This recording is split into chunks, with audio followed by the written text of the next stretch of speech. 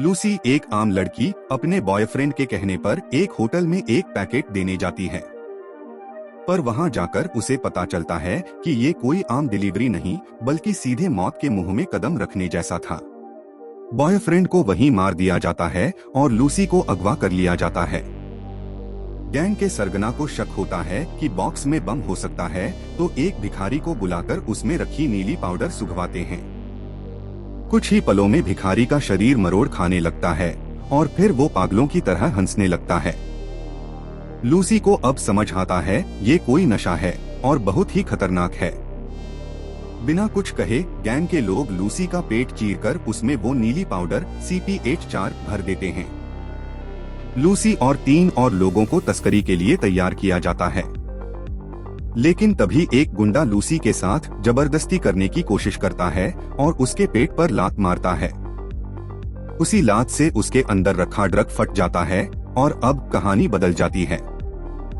Lucy का शरीर कांपने लगता है, उसकी आंखें नीली हो जाती हैं और वो हवा में उठने लगती है। उसके अंदर की हर कोशिका जैसे जाग उठती है। अब उसका दिमाग 20% तक सक्रिय हो चुका है और वो इंसान नहीं, एक नई शक्ति बन रही है। वो बिना किसी डर के गैंगस्टरों को मार गिराती है, गोलियों को हवा में रोक देती है और कंप्यूटर को बिना कीबोर्ड के चला लेती है। अब उसे भूख भी असहनीय लगती है, क्योंकि उसका शरीर अब आम इंसान की तरह नहीं, ऊर्जा के भूखे राक्षस की तरह बन चुका है। वो सीधा अस्पताल जाती है, जहां उसके पेट से बचा हुआ ड्रग निकाला जाता है। डॉक्टर बताते हैं कि ये पदार्थ महिलाओं के गर्भ में बनने वाला एक दुर्लभ रसायन है जो भ्रूण के विकास में मदद करता है, और यही अब लूसी के अंदर चमत्कारी शक्तियों का कारण बन गया है। अब लूसी प्रोफेसर नॉर्मन से मिलती है, एक न्यूरो साइंटिस्ट जो वर्षों से दिमाग की क्षमता पर रिसर्च कर रहा था। लूसी बताती है कि उसकी शक्ति अब 28% पर पहुंच चुकी है और वो न सिर्फ अपने शरीर को कंट्रोल कर सकती है बल्कि दूसरों को भी। नॉर्मन हैरान है, लेकिन लूसी को और भी बड़ी मंजिल की ओर बढ़ना है। अब वो सरकार और पुलिस की मदद से बाकी बचे 3 ड्रग म्यूल्स को पकड़ने की योजना बनाती है। एक इशारे में वो गोलियों को गिरा देती है, लोगों को बेहोश कर देती है और कार को अपने दिमाग से चला लेती है। उसका दिमाग अब 50% फिर 60% तक विकसित हो जाता है।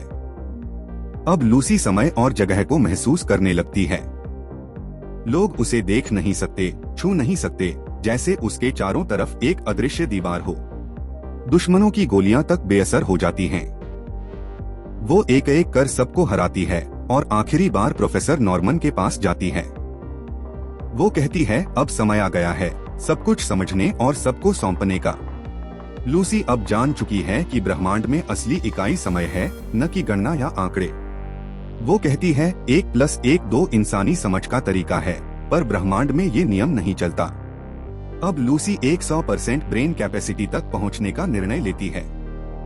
प्रोफेसर उसकी मदद से बची हुई CP84 को इंजेक्ट करता है और तभी एक तेज रोशनी चारों ओर फैल जाती है। उसका शरीर बदलने लगता है, काले काले रेशे कमरे की दीवारों तक फैल जाते हैं, सब कुछ अपने अंदर समेटते हुए। लूसी एक सुपर कंप्यूटर में बदल रही होती है, जो न सिर्फ डेटा बल्कि ब्रह्मांड का सच भी अपने अंदर संजो रहा है।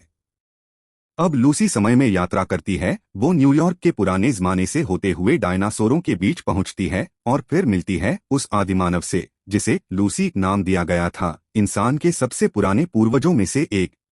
दोनों के हाथ मिलते हैं और ऐसा लगता है जैसे इंसान ने खुद अपने ही अतीत से संपर्क कर लिया हो।